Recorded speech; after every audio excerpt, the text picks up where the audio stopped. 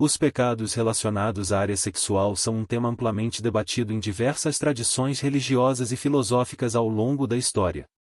Essas discussões giram em torno da moralidade, das consequências espirituais e emocionais, e da forma como a sexualidade deve ser compreendida e vivida dentro de uma vida ética e virtuosa.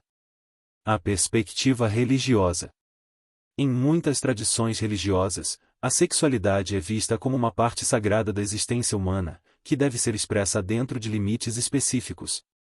No cristianismo, por exemplo, a sexualidade é frequentemente vinculada ao matrimônio, sendo vista como uma união sagrada entre um homem e uma mulher.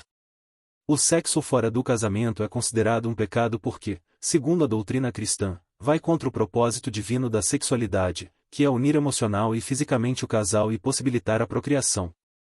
Pecados sexuais como a fornicação, o adultério e a luxúria são frequentemente citados nas escrituras cristãs.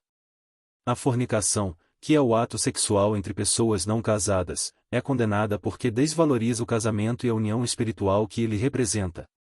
O adultério, por sua vez, é visto como uma violação direta do vínculo matrimonial, comprometendo a confiança e a santidade do casamento.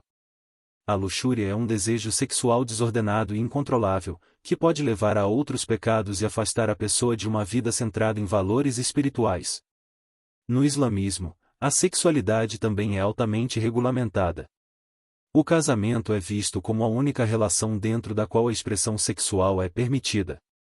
Relações sexuais fora do casamento são consideradas graves pecados, com implicações tanto espirituais quanto sociais. A sociedade islâmica tradicionalmente impõe sérias punições para atos como o adultério, refletindo a importância de manter a pureza sexual e a honra familiar. Consequências emocionais e sociais.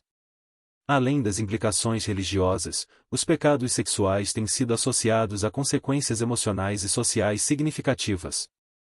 O adultério, por exemplo, muitas vezes resulta em traição, desconfiança e ruptura de relacionamentos, que podem causar profunda dor emocional tanto para os cônjuges envolvidos quanto para os filhos e outros familiares.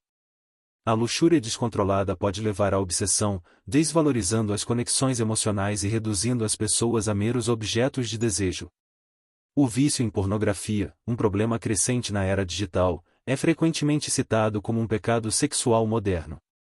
Esse vício pode ter consequências devastadoras, como a desvalorização dos relacionamentos reais, a perda de intimidade emocional e, em alguns casos, disfunções sexuais. O consumo excessivo de pornografia também pode distorcer a percepção do que constitui uma relação sexual saudável, levando a expectativas irrealistas e comportamentos prejudiciais. A ética e a moralidade na sexualidade. A discussão sobre os pecados sexuais também abrange a ética e a moralidade da sexualidade. Muitos argumentam que a sexualidade deve ser orientada por princípios de respeito mútuo, consentimento e responsabilidade. Nessa perspectiva, o pecado sexual ocorre quando esses princípios são violados.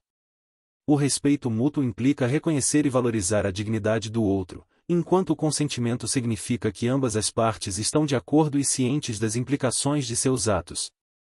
A responsabilidade envolve considerar as consequências de suas ações, tanto para si mesmo quanto para o outro. A infidelidade, por exemplo, pode ser vista como um pecado não apenas por razões religiosas, mas porque quebra o contrato de confiança e respeito mútuo entre duas pessoas. A coerção ou manipulação sexual também é considerada um pecado, pois viola o princípio do consentimento e a dignidade da pessoa. Reflexão e redenção. Apesar da seriedade com que os pecados sexuais são tratados, muitas tradições religiosas também oferecem caminhos de redenção. No cristianismo, o arrependimento sincero, acompanhado de confissão e penitência, pode levar ao perdão divino. A mensagem central do cristianismo é a do amor e da misericórdia de Deus, que está sempre pronto para perdoar aqueles que se arrependem genuinamente de seus pecados. No islamismo, o arrependimento é igualmente importante. O crente que comete um pecado sexual deve se arrepender sinceramente, pedir perdão a Deus e esforçar-se para não repetir o pecado. A misericórdia de Deus é um tema central no Alcorão, e os muçulmanos são incentivados a buscar o perdão de Deus e a corrigir suas ações. Conclusão.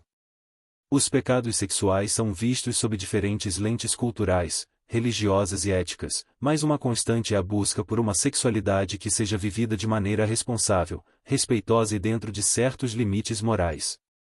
As consequências dos pecados sexuais vão além do espiritual, afetando profundamente a vida emocional e social das pessoas. Contudo, a maioria das tradições oferece um caminho de retorno e redenção, destacando a importância do arrependimento e da busca por uma vida mais virtuosa.